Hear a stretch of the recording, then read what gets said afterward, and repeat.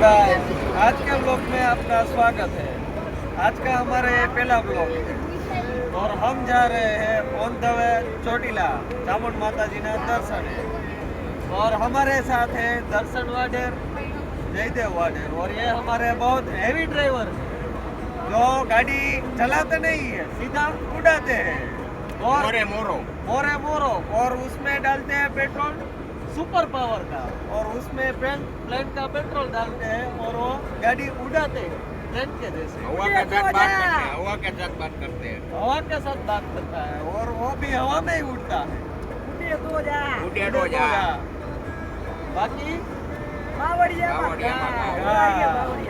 મોરે મોરો આ બાપ દાદા વગરની ગાડી હે. આ ગાડી છે બાપ દાદા વખતની, તોય અને ઉડે. તોય ઉડે છે, એમાં કાંઈ ન ઘટે।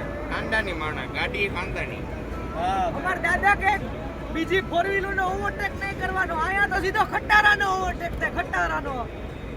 और दादा बोलते हैं सीट बेल्ट बांधने का, पर ये नहीं मानता, ये सरकार के खिलाफ जाता है। सीट बेल्ट ही छोटा पड़ता है, वो एक बेल छोटा पड़ता है, ये तो देखो पेट भी आता, पेट भी आता है, पेट फाइन दबाता भी है आता है, पेट। फाइन भी आता है।